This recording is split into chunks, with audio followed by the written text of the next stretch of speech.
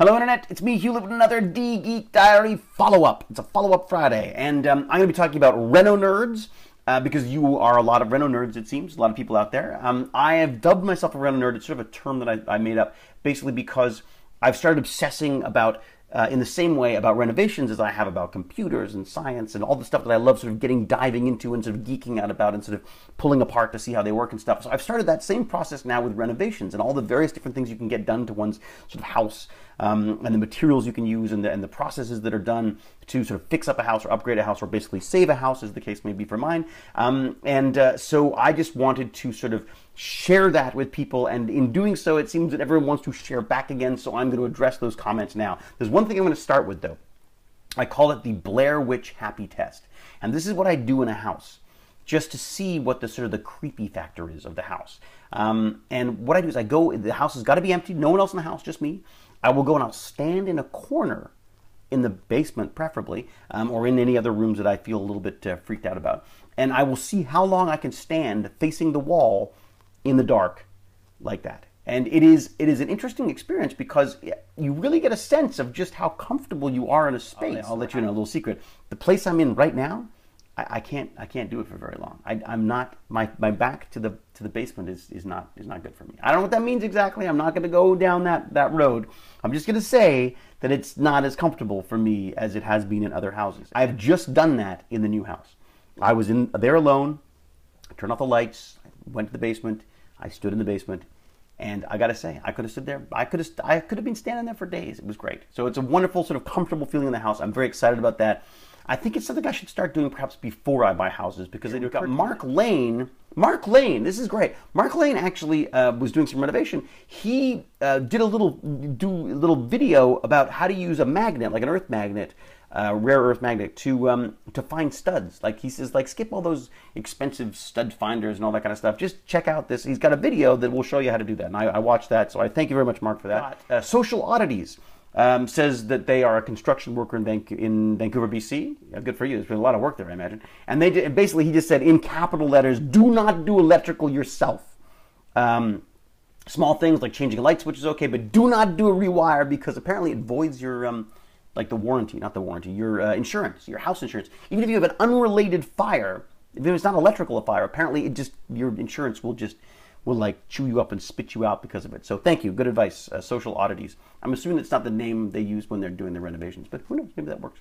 Jutao, or Jutao, something like that, Jutao, is an architect, and basically they said, you know, reno right the first time, because it costs so much to fix or to change later. So just make sure, like, take the time to do it properly the first time. This is what Mike Holmes says as well, because I also feel it's important to live in the space for a chunk of time before you really start getting the renovations, because you don't know what you're going to like or dislike about a property until you've been there for a while. Like, you sort of go in all guns blazing, ready to tear it apart.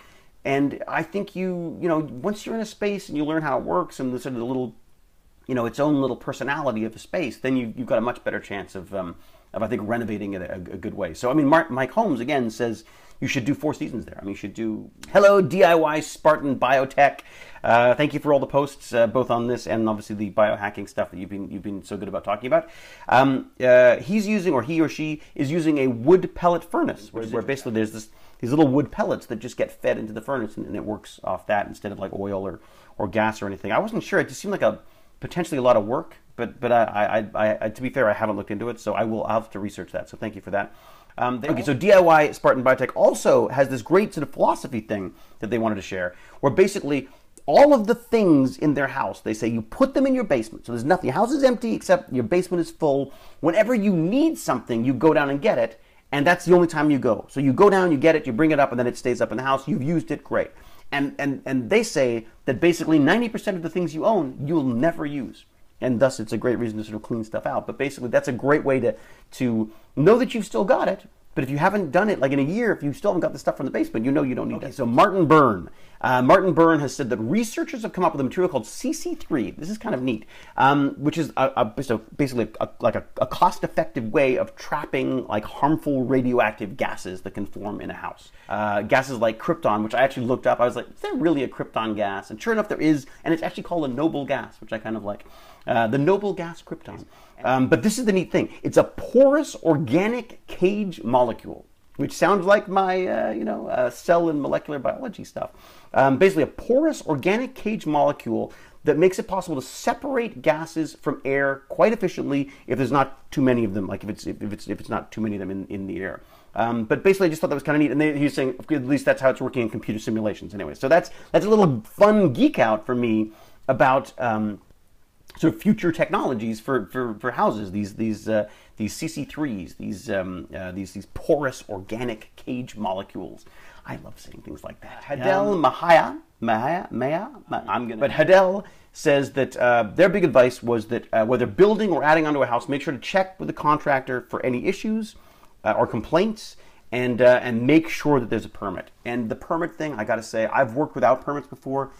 It's never happening again. I want a permit. I want to be slowed down by the wheels of government, because I think, honestly, it just keeps things strangely on track. I mean, even though it slows them down, the fact that the contractors know that you want to work within that realm, so you know you're not going to get people who are cutting corners. Well, you're not cutting certain corners. At least it's a level of security, I think, if you have the permits. Again, I was reading that apparently you're the one responsible. Like the permits, you're responsible for getting the permit. So the contractor doesn't get them. They don't come after the contractor. They come after you. So basically, you should get the permits, or make sure that the contractor gets them. You should also make sure that the permits have been, and all the inspections have been done. Because again, the contractor can say, "Oh yeah, it's fine, it's done. We just they loved it, and we did it. There goes the drywall."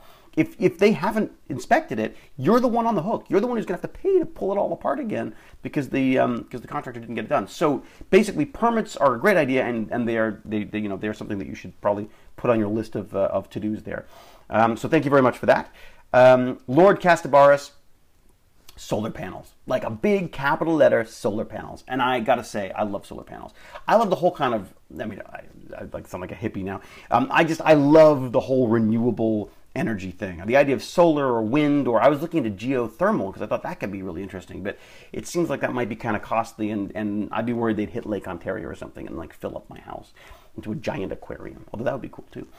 So yes, solar panels, I'm totally looking at that. I don't know how efficient they are here, or how expensive they are here, or even if there are any rebates or not. In fact, it was Dinah K. Smith, again, hi Dinah, who was saying that that she was wishing that the government did more sort of subsidies on this stuff, because she would do it in a second, or if they paid for the panels, then she'd be all over it. So yeah, solar panels is definitely something I want to look into. I know Jane's a big fan. Jane's a huge fan of the whole sort of eco-green Reno, and basically what she was saying, that she wanted to do a show like, how green is your green Reno, like basically how much green for your green Reno, because it can be expensive, and it's interesting to see what the trade-offs there. So, and she'll do that math because she loves doing that kind of stuff. Paris Vaughn, yes, Paris Vaughn raises a great point. Said that since I am a Redditor, I love that I've been given that status, even though I did one of these Ask Me Anythings, and I poke back there every so often to sort of answer when I can, and I do sort of look around when I can, but I do feel like a real newbie on that. But they've recommended that I go and check out the DIY subreddit, because there's apparently Reddit has a great DIY section, which I haven't checked out yet. Yeah, so I'm a great Redditor, David. You haven't even read it yet. Colina 45 says, get a home inspection, and I'm actually thinking about like splurging and getting a homes inspection. He actually has these sort of certified home inspectors that come in, and for like kind of a lot of money will basically just look at everything, so you're totally covered. And I sort of thought that might be kind of fun to do. I don't know if it's worth the money or not. It is a lot of money without sort of quote unquote getting anything physically done, but at least you would know everything that was possibly wrong with your house. So I'm hoping it's as thorough as that. It better be for the price they're asking, but I would love to look into that. If anyone has any sort of scoop on that, or any inside track on that stuff, let me know, because I'd be very curious to know how that worked out for them, because it's definitely something I'd love to do. I'd love to have just like a grocery list of all the things that are wrong with my house, and I think that's, which sounds so positive, doesn't it? I know. Scumbag Sam, hello Scumbag Sam. If you don't know Scumbag Sam, you should definitely check her out. Go look at her videos. She's got some great stuff. She was saying she's a Reno nerd. She loves the home DIY stuff. She's wallpapering. She's been putting down wooden flooring, which she then immediately backpedals and says it's not wooden flooring, it's wooden looking, because it's wooden laminate that she's doing. And basically she refuses to let anyone else do anything that she thinks she can do herself. So well done, Scumbag Sam. Keep it up. I think that's great. And flooring is one of those ones that I actually want to tackle because I do feel that's something that I should be able to do. I have the nail gun, so I'm looking forward to using that. MJK 1916 said, P.S. Remember the most expensive words in renovation are while you're at it. And you know what? I did it today. Oh my God, that makes me think. I literally did that today. With the painter in, I'd pulled down these tiles. I said, well, you know, while you're at it, why don't you just, could you do a little mudding on the wall there? Yes, sure, it's no problem. And so that's just been added to the list. I've done it. So there you go, MJK 1916. I've already failed to take your advice. I will keep that in mind while you're at it. I can see that getting expensive. A few sort of runaway renos that I love hearing about. Karin Pike is a friend of hers, and her hubby bought a place a couple years ago and ended up renovating like the entire place. Not only did they do that, they filmed it. And I looked at a little bit of it. I didn't get through the whole thing. I have a problem with the shaky cam sometimes. It just gets a bit like, whoa. But I love the before and after they've done. And it's really like, you know, you see them go in the house the first time and then you see what they end up with. And it's stunning and incredible. Like for me, I was like, I can do it.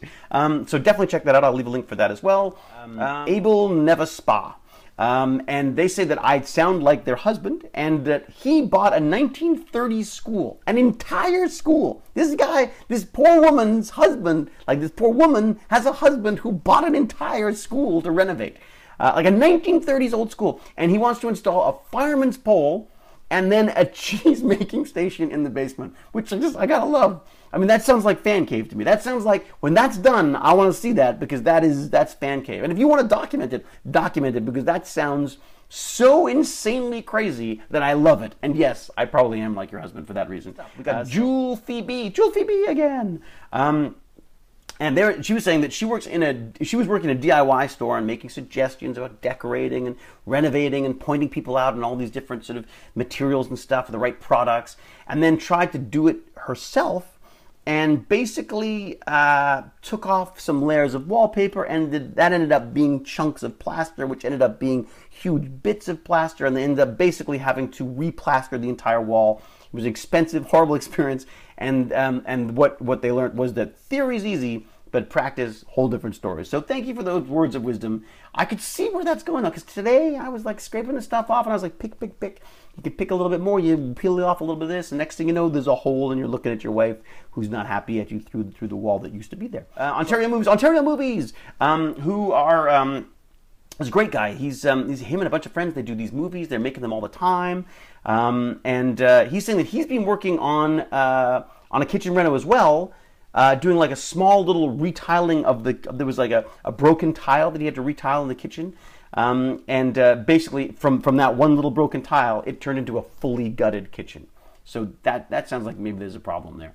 And while they were doing the kitchen, apparently he was still making short films. So I'm sure he's much loved by many friends and family for that. Patty 1971 said they bought a new computer and that turned into a room reno, which I like. That they bought a new computer and they thought, well, the new computer, it needs like a new desk. Like, so got rid of the desk, built the desk. Now the new desk needs some paint and wallpaper. Renoed the entire, like basically redid the entire room because of the new computer. I say that Patty's priorities are bang on. Okay, so Mark Streed says that they've been living in the house for 15 years, 10 of which they've been renovating. But that it's really coming along, which I like. I like that positive attitude, Mark. It's like 10 of 15 years in renovation, but it's really that place. Oh my God, the changes that have happened in such a short span. Good luck with that. I wish you all the best. J. Peter Haliburton says, well, apparently they're a Reno nerd. They built up from small jobs around the house. Then they started doing studs and kitchen and bathroom renos, and now they're in the process of like a giant shed at the back of their property, and in the process, he learned how to use this program called Libre CAD, which is this CAD, this free open source computer-aided design program, which sounds interesting. I went to the site and had a look. I've got a link there if anyone wants to check it out. I was kind of hoping to play with Google. Google has this one, which I can't remember the name of now, but that I've played with before, which just seemed like, I don't know whether it's the same thing, but it would just seem like a good one for sort of looking at houses and what can be fit in there. So Ayala said about 6 days ago, actually, I haven't heard from her, so I hope it didn't go badly. The kitchen was being installed like the next day, and she was very nervous, or he was very nervous about it.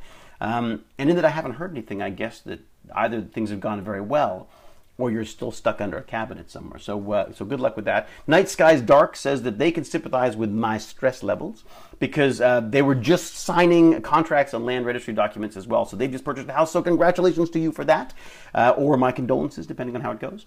A few people have said that I should have my own show, my own renovation show, and that Jonathan Lawrence, Colina 45, who said that apparently my twisted sense of humor would make it hilarious and definitely one of a kind. In other words, not a great renovation show, but probably a good fun disaster to watch. So probably not good for your home or health, but, you know, kind of a fun sort of like watching car accidents happen. So now, speaking about having their own renovation shows, I think Kelly Hodges should have her own renovation show because she was raised by these like house-flipping parents with, you know, all sorts of like wild carpentry and sort of renovation home-flipping skills, and she's inherited all these because, well, you know, she's related to them and she had to. She calls her mom the junk queen and her father the junk hunk, and that makes her the junk princess, which I kind of like. She does these great little comedy videos, and I just think that that would be a neat combination of her renovation skills and her comedy, and so definitely keep an eye out for her because she's basically, those talents combined make her basically invincible and certainly a force to be reckoned with. Now, TW Brit is like an encyclopedia of renovation knowledge. There's too much here. You must view their comments, check it out. Tons of information, but I'll give you a couple of highlights. The first one basically said was that, you know, unless your like roof is falling in and there's water pouring in on top of you, that you should start at the bottom of the house and work up, which makes sense. You start at the foundation, you work up. Very, very wise advice, I think. In fact, one that I'm hoping to take because I'm noticing the damp in my basement, so I want to get that sorted out before we start, you know, fixing all that up. So yes, start from the bottom, work on up.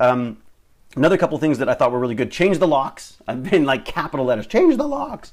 I will change the locks. Thank you. And then there's a little Reno video that I'm not sure if they put it together or whether it was done with them or what the deal was. But there's a little Reno video of like, you know, them sort of basically pulling apart this little place and putting it back together again. So you should check that out. I will put the link there. Tiny houses. I love this. I think that's a perfect like name for another little video unto itself. I think tiny houses. But Gatsby42 was saying they love tiny houses. They love this sort of like, there's all these different sort of concept ways of doing it, but they can be sort of incredibly modern and elaborate or simple and environmentally friendly. Basically, it's trying to fit as much of house as possible in a tiny little space, and just using every possible little efficiency that you can. And it really is, it's any kind of like Tetris-like existence, which I love from a nerd standpoint, but from a personality standpoint, I find that the further I am away from people, the more I like them. So, and last but not least, Solitary Nerdette. Hello, Nerdette.